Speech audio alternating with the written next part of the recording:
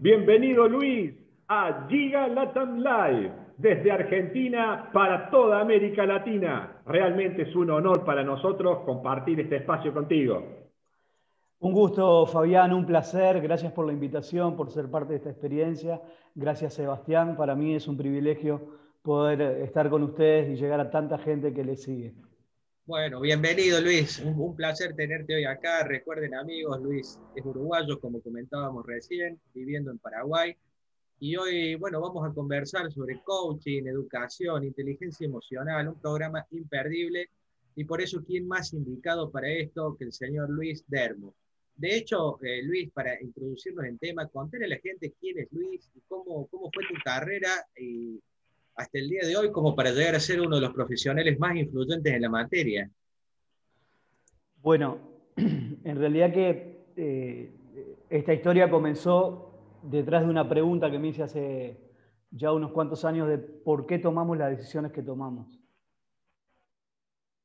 ¿Por qué a veces generamos determinados comportamientos? Y la respuesta la encontré en la inteligencia emocional. Después de investigar, de analizar, después digamos, tratar de encontrar esas respuestas que a veces hay muchas preguntas que a veces no tienen respuestas. Y también hay muchas respuestas que le faltan preguntas. Y a mí me pareció interesante entrar en ese mundo de la inteligencia emocional después de venir de una experiencia de tener una empresa que arrancamos 6 personas y llegamos a 100 en Uruguay, tercerizamos personal y claro, el comportamiento de las personas, la toma de decisiones y todo lo que pasa con tanta gente muchas veces te hace preguntarte muchas cosas. Y bueno, así comenzó con una pregunta enorme. ¿Por qué tomamos las decisiones que tomamos? ¿Por qué las emociones influyen tanto en nuestra vida? Y cuando empezás a investigar y te empezás a formar en el tema y tratar de apasionarte, porque evidentemente que eso es una pasión también, y al igual que lo que hacen ustedes, empezás a descubrir. Y lo importante de esto es que esto es un proceso, no es igual que el coaching, igual que otras cosas, no son solo formaciones, sino que son procesos donde uno aprende de los procesos. Y lo interesante de la inteligencia emocional es que uno puede aprender inteligencia emocional en cualquier momento de su vida y hacer de su vida parte de la inteligencia emocional y empezar a cambiar la toma de decisiones en uno y en sus entornos y empezás a ver resultados distintos. Entonces, dice que cuando nosotros cambiamos la forma de ver las cosas, lo que vemos cambia. Y en realidad que la inteligencia emocional es como ponerte lentes de contacto o lentes normales si es que no tenés, ¿verdad?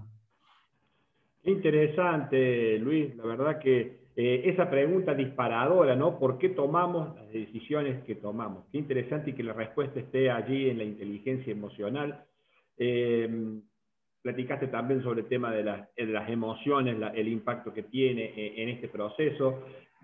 Por lo tanto, está entrándonos de lleno en lo que es la educación, Luis. ¿Cómo ves el rumbo que está tomando la educación actualmente en la virtualidad, ¿no? ¿Y qué característica tiene esta transformación? Bueno, en realidad que lo podríamos dividir quizás por regiones, no en todos los países se replica, se replica exactamente lo mismo, por un tema a veces cultural, ¿no? Hay algunos países que son más, que no, digamos que no son tan rápidos en adaptar cosas diferentes. Se agarran más de sus creencias naturales, de lo que han hecho durante 30 años y parecería que hay algunos países donde para el docente este cambio le ha generado mucha frustración. Inclusive sé de personas que han dejado de enseñar porque no se han adaptado a este cambio, que es un cambio que me parece que es natural, ¿verdad? Si nos ponemos a pensar, todo ha cambiado y siempre, y los que trabajamos a veces en algunas áreas, yo siempre les planteo por qué se enseña igual que hace 30 años a alumnos de hoy, ¿verdad? Y me parece que este ir más rápido, gracias a, o por la situación de la pandemia, ha hecho que nos pongamos a rueda de cosas que ya tendrían que haber pasado hace tiempo en forma genérica, porque quizás habemos algunos que ustedes lo han hecho, yo lo he hecho, tengo amigos que lo han hecho, que han trabajado en la virtualidad desde hace algunos años, pero no ha sido la línea de todo el mundo. Hoy todo el mundo se tuvo que volcar a algo, pero es algo que fue impuesto desde afuera, ¿verdad? Es una situación externa que tuvimos que aceptar. Y como es algo que es externo, mucha de la comunidad educativa todavía no incorporó la importancia de la virtualidad y tampoco las habilidades. Entonces, el docente, el educador trabaja con alumnos digitales, no siendo digital de repente el docente. Entonces, el que se frustra más a veces es el docente que el alumno. Es un cambio, pero me parece que es un cambio que lleva a que tomemos otra vez decisiones diferentes y ponernos a pensar. Yo hace unos 4 o 5 años nosotros hacemos formaciones en coaching deportivo y en algunas otras áreas, también semipresenciales en ese caso, donde un 75% es online y un 25% es presencial, pero en un momento también me pregunté, ¿cuál es la educación del futuro? Si todo es digital, ¿cuál es la educación del futuro? Hace 5 años atrás. Y yo decía, bueno, o la formación, no solamente la educativa, desde el liderazgo, entonces incorporamos esos recursos y nos sentimos muy cómodos, pero para los que no decidieron eso antes, hoy es un momento de frustración para muchos, inclusive de interpretación de que no se está aprendiendo. Y el no aprender tiene que ver con la visibilidad y la esencia del docente en una plataforma virtual que es el que necesita cambiar. Entonces, bueno, yo creo que nos vamos a una educación muy distinta. En otros países, en Europa, inclusive están empezando a cambiar las mallas curriculares, donde hay temas que ya no se tratan, ya se va más a lo que... Tenemos mucho contenido que no nos sirvió nunca para nada, que nos sirve como información, pero que no nos ha servido para utilizar en la vida real. Y yo creo que se va, por un lado, en un cambio digamos, del conocimiento que se va a dar, que va a ser más específico, porque además hoy los chicos quieren todo más rápido que antes. Antes nosotros podíamos tener procesos, hoy los chicos no quieren saber nada con los procesos, quieren cosas rápidas. Y bueno, un poco ese cambio, ¿no? de incorporar, que es un poco más lento en algunas regiones, en otras no, la tecnología, pero después también el contenido, que me parece que es importante trabajar en eso, y que lo que hablábamos el otro día era la importancia de que desde el Estado los países incorporen la neuroeducación, incorporen un cambio de contenido que ayude al que estudia cualquier carrera, le ayude a ir más rápido y a hacer más, y a optimizar más sus tiempos, sus momentos, y que lo que aprende lo pueda poner en práctica. Porque muchas veces aprendemos cosas que después no las sabemos, nos sirve como conocimiento, pero no la utilizamos. Pero además, algo interesante que muchas veces la gente desconoce, los rioplatenses tenemos ese dicho que dice que el saber no ocupa lugar, pero en realidad en el cerebro sí ocupa lugar. Desde la neurociencia, cuanto más conozco, digamos que yo puedo tener un conocimiento que me va a ayudar para mi vida y lo puedo cambiar por algo que es un conocimiento que no me ayuda. Y eso genera mucho valor.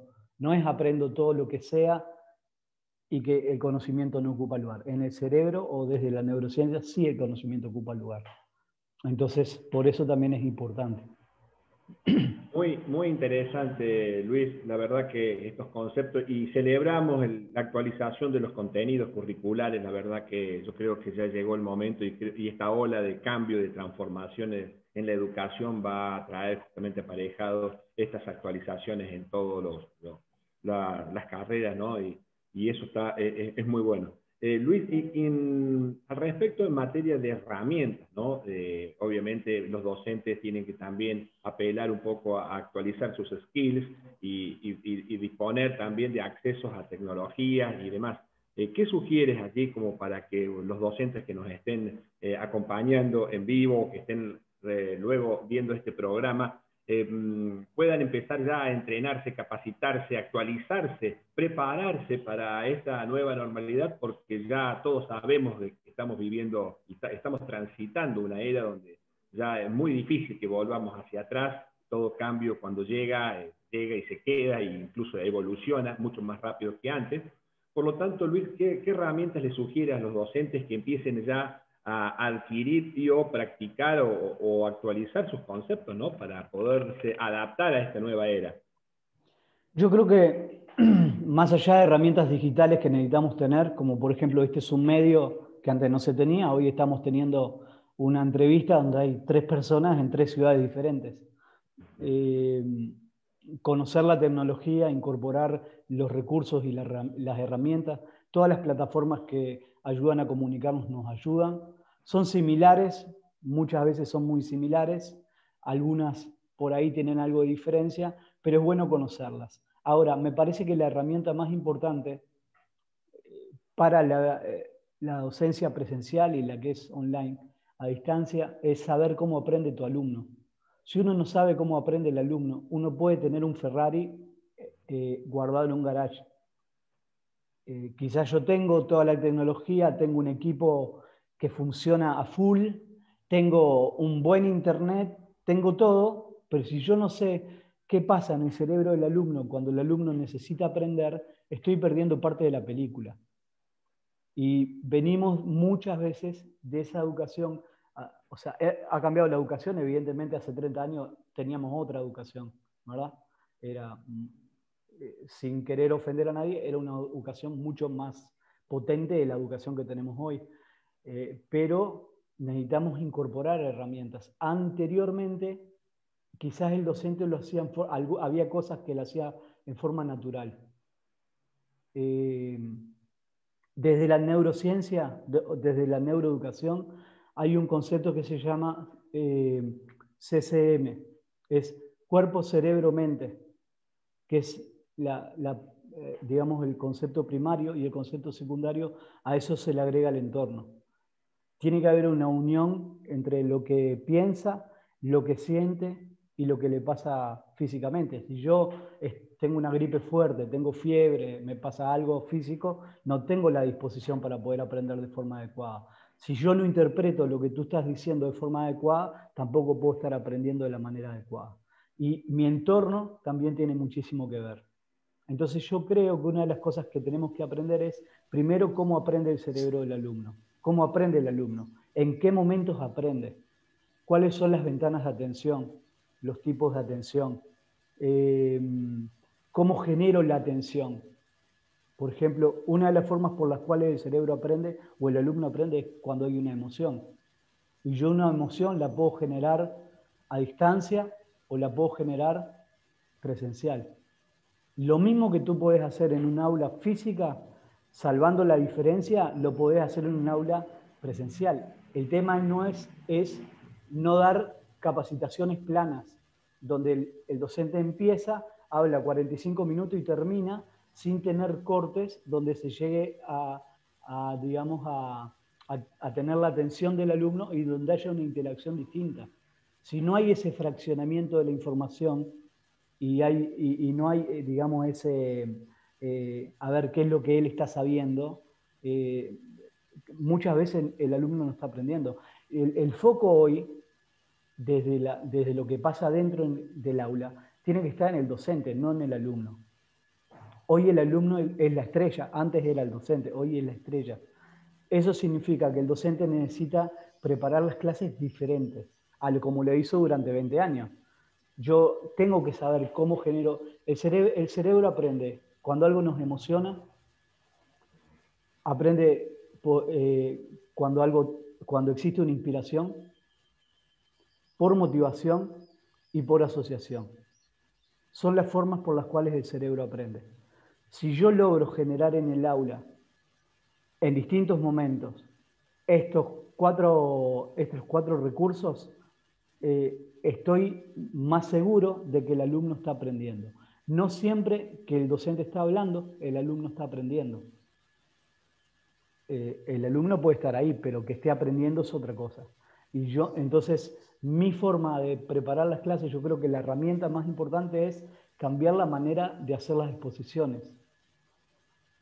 Comenzar con una historia, hacer una dinámica, separar a las clases por grupos, aunque sea virtual. O sea, hay muchas herramientas que se pueden llevar a la virtualidad. Por ejemplo, Zoom tiene una herramienta para separar en aulas. Moodle tiene una herramienta para separar en aulas. Ustedes conocen más que yo de lo que es tecnología y sabemos que hay muchas herramientas que a veces el docente desconoce, ¿verdad? No es solamente me siento a la cámara y digo, yo tengo que... Y hoy tenemos un desafío.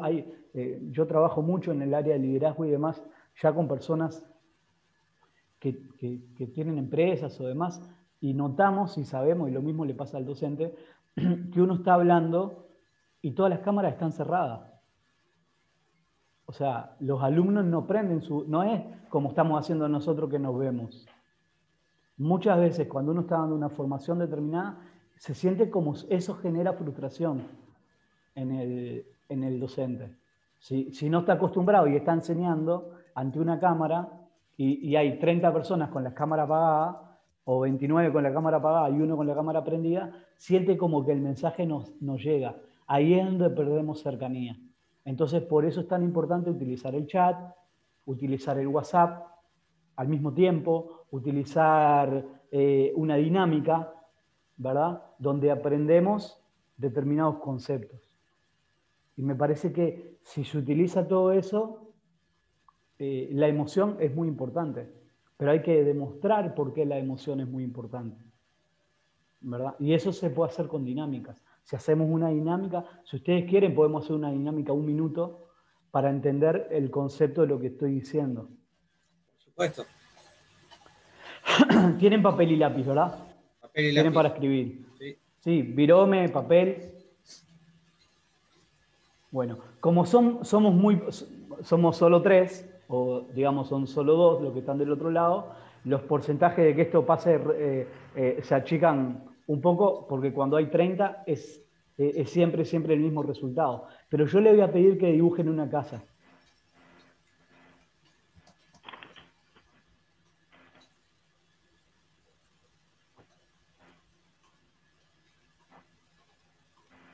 Y acá yo me estoy jugando la ropa porque ustedes son solo 2, ¿no?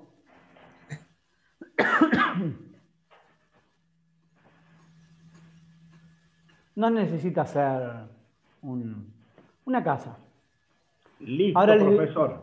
Muy bien. Ahora les voy a pedir que muestren la casa que dibujaron. Antes que muestren la casa, quizás la casa que dibujaron es una casa con techo de 2 aguas, puertas y ventanas. Y quizás la casa que dibujaron se parezca a la casa que dibujaban de niños. Posiblemente. ¿Es así o no? Sí. Perfecto. Ahí está. La de Fabián la veo más. Yo soy un nativo digital, mira dónde la dibujé, ¿no? Ah, ahí sí, está, la perfecto. dibujó en el celular. Perfecto. ¿Ustedes saben por qué dibujaron los dos la misma casa? Esto no lo hablamos nunca. No. Esto surgió ahora. Esto es espontáneo. ¿Por qué ustedes dibujaron una casa similar? Porque cuando nosotros éramos niños y el docente te decía, chicos, dibujen una casa, para el niño la casa era su hogar y era su entorno. Eso generaba una emoción. Esa emoción se guardó en un área del cerebro que se llama amígdala del cerebro.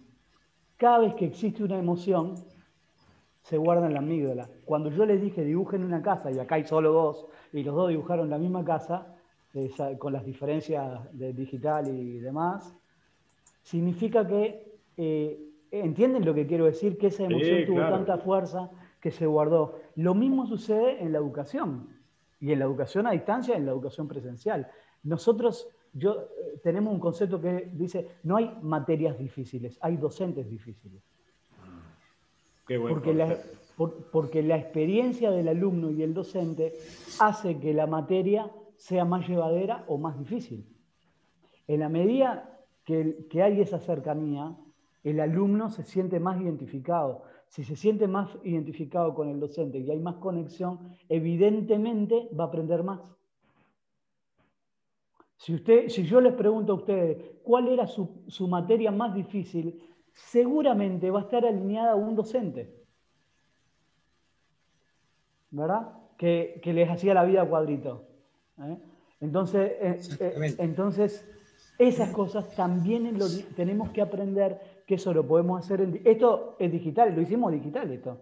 No, lo hicimos a distancia. Claro. No necesitamos estar...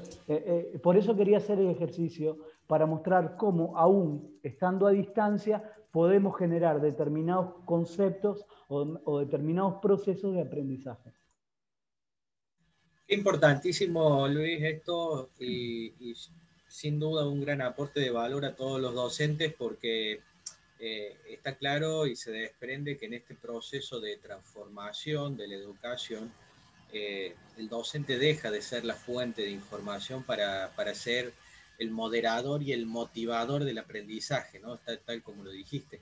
Y al respecto, bueno, vos dirigís el Centro de Capacitación Continua, que sin duda es vanguardia en materia de todo esto que estamos hablando. Nos gustaría que nos cuentes un poco cómo nace ese centro de capacitación y qué enfoque tiene.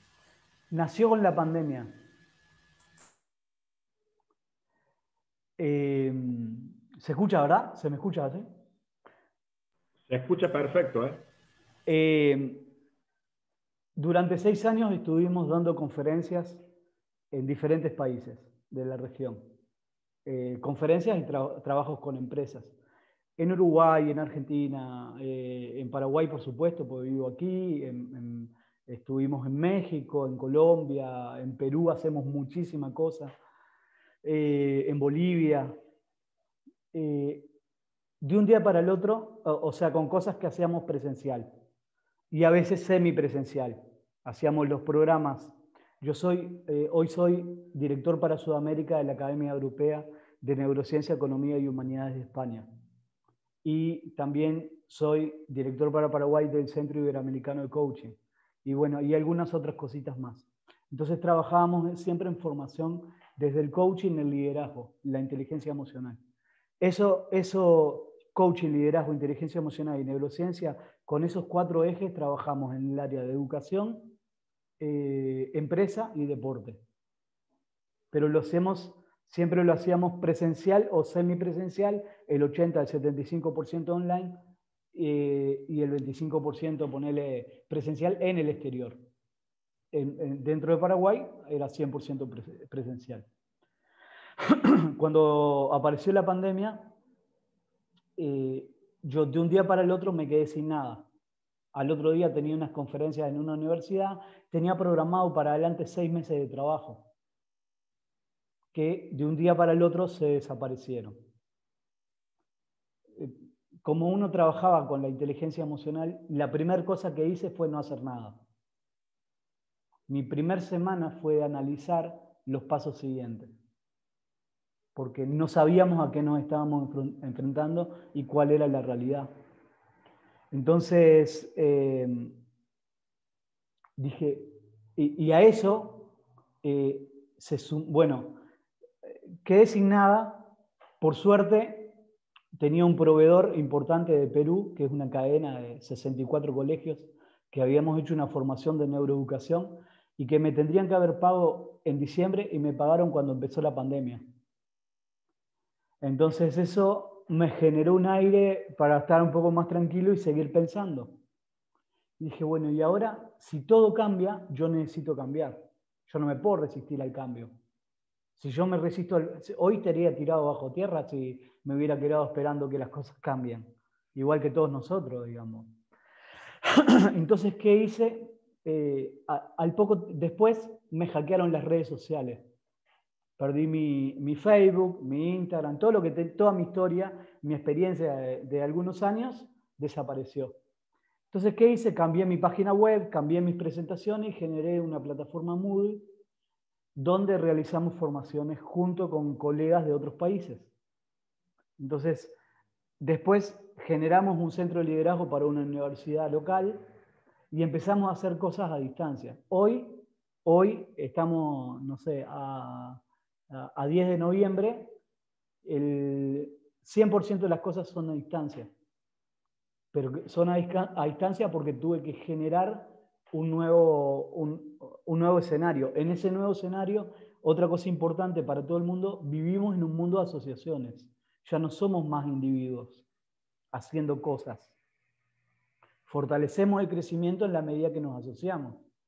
Entonces yo tengo, digamos, personas con quienes he hecho cosas, digamos, presenciales y que hay confianza y que hemos tenido éxito haciendo algunas cosas, como en el caso de Marcelo que hablábamos hoy, y que hoy nos asociamos y hacemos diferentes cosas a distancia utilizando recursos en común.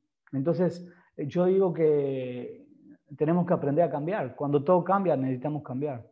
Eso creo que es la mejor cosa que podemos decir, ¿no?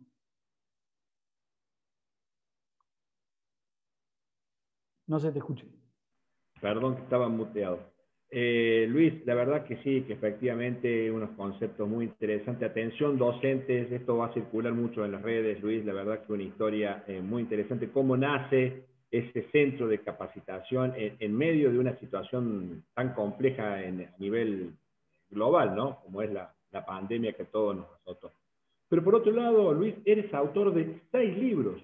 Uno de ellos, Inteligencia Emocional en la Educación. ¿Qué podemos encontrar en este libro y qué enfoque le has dado al mismo? La verdad que hace años que lo escribí, capaz que Sebastián te va a decir más que yo, porque creo que lo leyó hace poquito, pero en realidad el concepto es de mostrar eso que yo estaba diciendo, ¿verdad? La importancia de conocer cómo funciona la inteligencia emocional, que hay habilidades que necesitamos desarrollar, autoconciencia, autocontrol, motivación, empatía, relacionamiento social, que esas habilidades desarrollarla en el caso de la educación, y lo mismo pasa en la empresa y demás, son vitales. Yo no puedo conocer, si no conozco lo que es la inteligencia emocional, me estoy perdiendo gran parte de la película. Entonces ahí hablamos de qué es la inteligencia emocional, es cómo las cosas que suceden influyen en mí, cómo influyen en los demás, cómo saber y entender el concepto de gestionar las emociones. Las emociones no se cambian, se gestionan, tampoco se evitan, se viven, se gestionan. Yo puedo tener miedo a hablar en público, pero puedo aprender a gestionar el miedo a hablar en público. Y es un concepto muy distinto entre no tener más y gestionarlo. Porque cuando yo gestiono una emoción, hago que la emoción esté, digamos que a mi servicio, no yo al servicio de la emoción. Somos 95% emocionales. El 95%, el 90% de las decisiones que tomamos en nuestra vida, aunque sea comprar un televisor, son emocionales. Y lo que hacemos racionalmente es justificar las decisiones que tomamos emocionalmente. Entonces, una de las cosas que encontramos es eso, qué es la inteligencia emocional, cuáles son sus habilidades. Hablamos de cómo aprende el cerebro, los conceptos que hablé anteriormente, y bueno, tratamos de brindar al lector recursos que puedan llevar en su vida real. Hay algunas experiencias. Lo de la emoción es vital. Y uno de los conceptos importantes que tiramos en el libro es que el cerebro aprende. También que para el cerebro todo es real. Nosotros podemos interpretar, cuando vemos una película y esa película nos emociona, para nosotros es una película, pero para el cerebro está sucediendo. El cerebro no interpreta si es una película o algo que sucede ahora. Cuando nosotros recordamos algo que vivimos hace 20 años atrás, 30 años atrás, para el cerebro lo está viviendo de nuevo. Para nosotros es un recuerdo, pero lo que se genera internamente es similar a lo que se generó en el momento del suceso. Entonces hablamos de la importancia de la emoción en el aula, de cómo esa emoción, venimos de generaciones donde si no hacías te ponían en penitencia, ¿verdad? Y te ponían detrás de una puerta o lo que fuere, y después no tenías una buena nota y todavía llegabas a tu casa y tu madre te daba, ¿verdad? Entonces, a veces venimos de culturas o de generaciones donde se generaban determinadas huellas emocionales que hacían que después, en el correr del tiempo, uno tenga una perspectiva de un episodio que muchas veces no era bueno. No aprendemos en base al dolor. El cerebro, cuando un docente genera una reprimenda a un alumno y lo expone, lo que hace es generar una emoción que no es a veces positiva, porque el alumno lo que recuerda después no es lo que aprendió, sino la experiencia.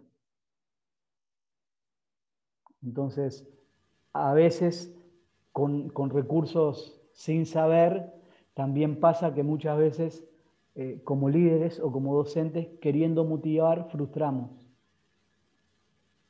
Porque yo te llevo al límite, pero ese llevarte al límite, si es sin los recursos adecuados, yo te puedo estar frustrando. O te puedo estar generando una creencia que te separe de tu éxito. ¿Verdad? Entonces, la comunicación, el cómo decimos, el qué decimos, lo que generamos en los demás, las creencias que generamos en los demás, todo eso tiene un resultado algún día. Y por eso cada vez más decimos que el docente, el maestro, necesita ser mucho más transformador que, como decían ustedes, alguien que comunica un conocimiento, porque hoy el conocimiento lo tenemos todos. Hoy con un clic cualquier alumno puede saber lo que es la inteligencia emocional. Entonces yo tengo que generar experiencias en el alumno que entienda por experiencias reales lo que está viendo en una página web o en un video. Exactamente, la verdad que es un libro, tuve oportunidad de leerlo y súper recomendable, muy dinámico y muchísimo valor para los docentes. Y bueno, si algo sabemos de Luis Hermo es que no se queda quieto, y presentaste hace poco también el Congreso de Neuroliderazgo para Empresa y Educación. ¿De qué se trata? ¿De qué se trató esta materia y qué enfoque tenía Luis? Bueno, el neuroliderazgo es un concepto que cada vez está más en la mente de la gente. Yo lidero, o sea, las empresas contratan cerebros, no personas. O sea, somos personas, pero contratan tu cerebro. Personas que puedan tomar decisiones con las cuales la empresa pueda sobrevivir. Cuando hablamos de neuroliderazgo o cuando hablamos de qué se trató y qué se apuntó, es enfocar justamente la importancia de conocer cómo funciona el colaborador, cómo cambio mi clima laboral, cómo pasamos de jefaturas a liderazgo y cuál es la diferencia entre un jefe y un líder. En algunas de las empresas o en varias de las empresas que conocemos, los problemas más graves son de relacionamiento interno, no son problemas técnicos. No es que yo no sé hacer tal cosa. Y esto también viene en base a una deficiencia de formación, donde en casi todos los países de la región tratamos de formar técnicos que tengan muy buena nota. Pero que tengas buena nota no significa que puedes gestionar una situación crítica. Cuanto más técnico soy, más difícil me es entender algo más emocional. Porque toda mi estructura es justamente estructurada. Entonces, la interpretación, la conversación con alguien que está cerca para entender lo que le sucede, ahí entra la empatía, entra un montón de cosas. Hoy, el líder de hoy necesita influir en su gente. En las empresas que generan innovación, tienen una persona dentro del departamento de capital humano, recursos humanos, como le quieran decir. En realidad no son recursos humanos, es capital humano, pero en algunos países todavía figura ese término de recursos humanos. Tienen una persona dentro del departamento de capital humano que se encarga de las personas, de cómo se siente Luis, cómo se siente Sebastián, cómo se siente Fabián. ¿Por qué? Porque somos lo que sentimos. Yo puedo ser muy bueno haciendo lo que hago, pero si no tengo un buen día, eso que yo hago en forma normal, con un buen desempeño, ese día no lo tengo igual. Entonces volvemos a lo mismo, utilizamos recursos de inteligencia emocional, pero si ese líder no entiende que tiene que conectar con su equipo, no puede liderar, simplemente está siendo un jefe. Y en las últimas generaciones no funcionan con jefes, funcionan con líderes. Por eso la rotación en las empresas. Entonces, un poco ese tipo de cosas son las que se trataban en el Congreso y las que hemos tratado de explicar, de que cambió también el formato hoy los chicos hacen cuando te ven hacer, ¿verdad? No es lo que tú le decís, es lo que te ven hacer, eso tiene más poder. Antes no, antes venimos generaciones donde lo que se sabía era obedecer. Pero cuando uno obedece, no genera un cambio, simplemente está obedeciendo. El cambio viene cuando uno se transforma. Y cuando uno se transforma es porque hay una conexión entre el líder y la persona con la que trabaja. Una persona quizá no es puntual, llega siempre tarde. Para cambiar eso, hay un concepto que tenemos que es que la única forma de cambiar algo en los equipos de trabajo es trabajar con su forma de pensar, no hay otra manera. De nada sirve que yo te diga, llega en hora o te descuento parte del día o te suspendo 2 días. O sea, ahí volvemos a lo mismo del dolor. Recuerdan que hablamos, cuando hay determinado acontecimiento y me genera una emoción que no es la apropiada, yo no estoy aprendiendo que tengo que llegar temprano. Yo estoy recordando que me sacaron un día de mi ingreso porque llegué tarde. Pero no estoy aprendiendo. Entonces necesito trabajar con el valor de la puntualidad, que es un valor que no tengo. Y para trabajar con ese valor necesito trabajar con tu forma de pensar. Para trabajar con tu forma de pensar necesito conectarme, necesito conversar. Entonces hay un sistema de comunicación entre los líderes y su gente. Nosotros generamos algunos proyectos que llevamos a cabo haciendo consultoría, donde generamos que los líderes se dividen por líderes, por departamentos, como fuere, pero yo tengo que poder haber hablado con Fabián y con Sebastián por lo menos una vez alguien del liderazgo, de la gerencia, de alguna de las gerencias, tiene que haber hablado con Fabián o con Sebastián 2 veces al mes. 15 minutos. No es 18 horas. Pero ese contacto individual donde yo me siento contigo y quiero ver qué sentís, cómo estás, cómo vas a aprender, cómo estás desarrollándote, qué interferencias tenés. Cuando eso viene de tu líder y es individual, vos sentís que el mensaje es para ti. Entonces generás sintonía y generás cambio. Cuando un jefe para a todo el mundo y da un mensaje a todo el mundo, no le llega igual a todo el mundo porque todos son diferentes. Ahora, cuando el mensaje es individual, y claro, ustedes me van a decir, pero cuando tengo 3.000 personas y tengo que elegir bien a mis líderes. La clave hoy es el liderazgo. Cuando en tu equipo las cosas no funcionan, el problema no es el equipo, el problema es el líder.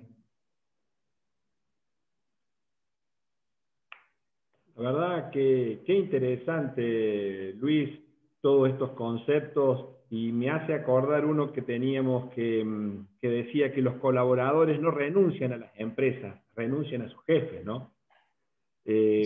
Cómo ha evolucionado en materia de liderazgo, ahora en neuroliderazgo, y bueno, todos estos aportes creo que marcan ya una tendencia y las empresas cada vez más los están incorporando a estos conceptos, porque la verdad, como muy bien decías, un equipo que tenga un muy buen liderazgo tiene grandes oportunidades de éxito respecto a otros que no son tan así.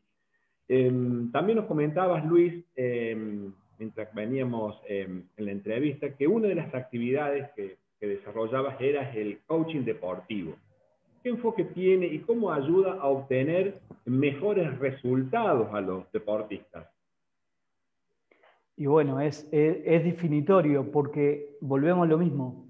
A ver, el coaching es ayudar a alguien a que descubra lo que no está viendo por sí mismo. Claro. Un coach no te dice lo que tenés que hacer. Te ayuda a que puedas ver algo que no estás viendo. No es psicología, no es...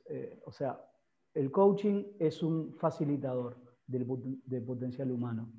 Un coach deportivo, lo que pasa es que acá tendríamos que tener unas 4 entrevistas más, por ejemplo, pero para entender más.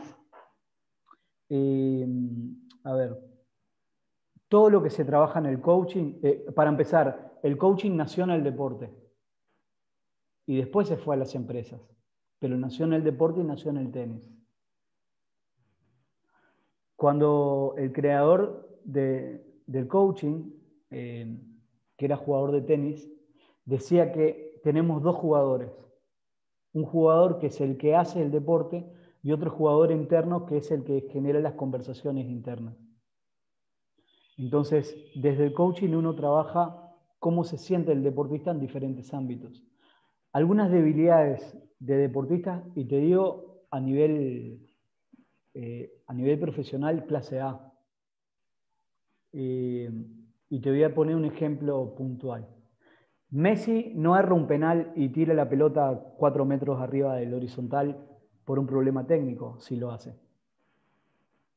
Ese problema no es técnico. Esa situación es que en el momento de ejecutar algo pasó que generó una interferencia.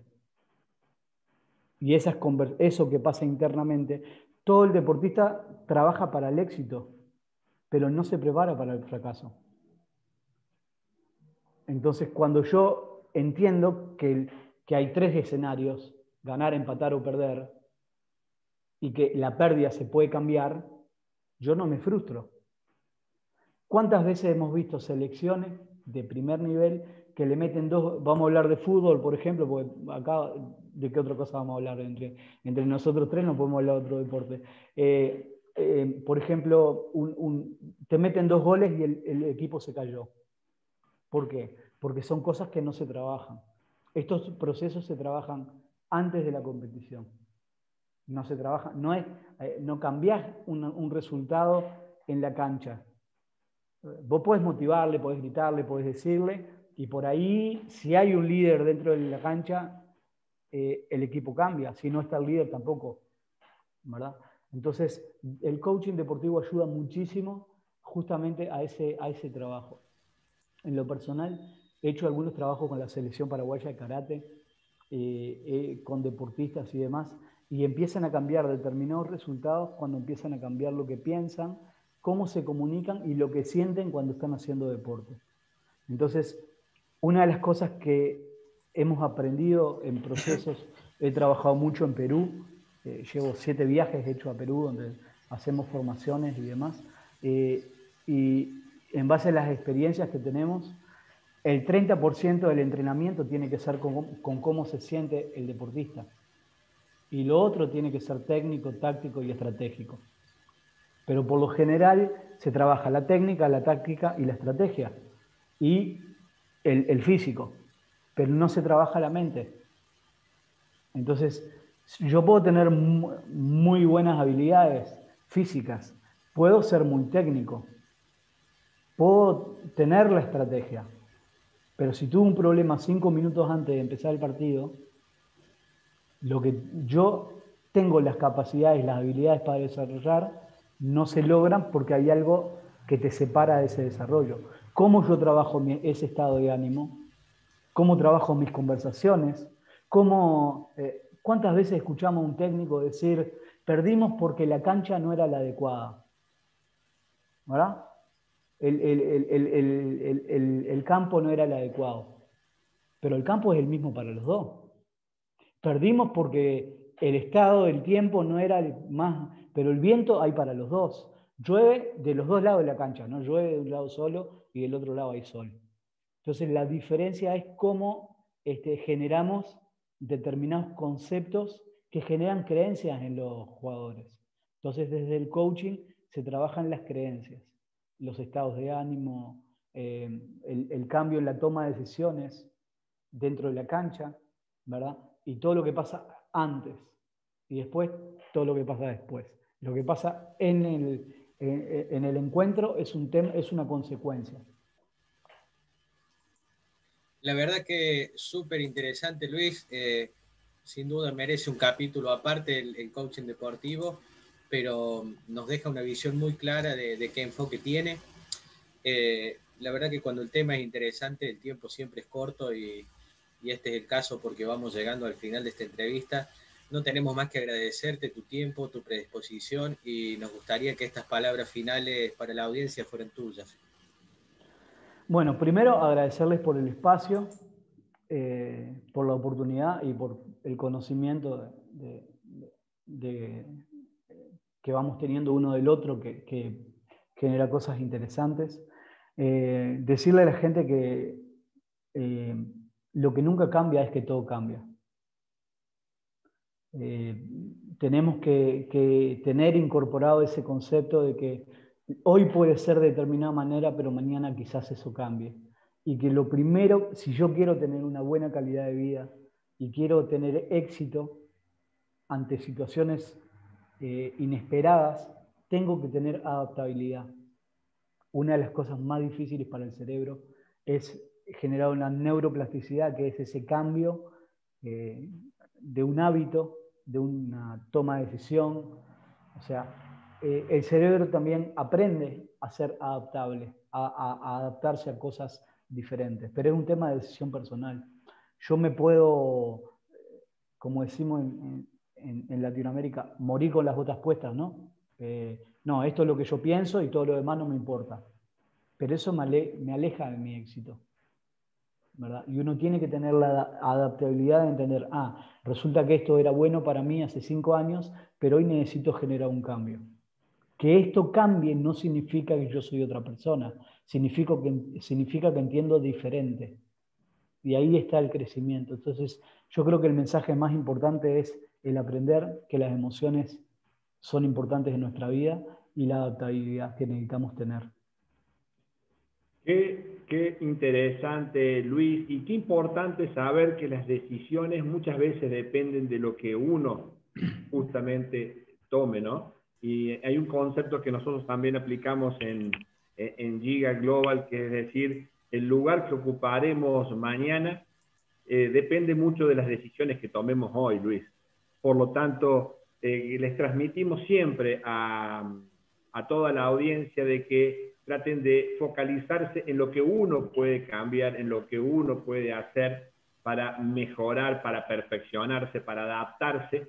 Y en ese sentido los invitamos a todos a que sigan justamente el camino del conocimiento, perfeccionando esas herramientas, buscando nuevas para ajustar sus lineamientos de aprendizaje hacia estas nuevas tendencias que nos está marcando el mundo. Y por lo tanto la virtualidad hoy por hoy ya es una nueva era, ¿no? Y por lo tanto ya quedó en el espacio para que todos podamos primero disfrutarla y adaptarnos a ella para sacarle el mayor provecho. Luis, un placer tenerte con nosotros en el programa. Mucho. Esperamos volver pronto a encontrarnos y por supuesto las puertas de Giga Latam Live siempre estarán abiertas para ti. Muchísimas gracias, Luis, y hasta cualquier momento.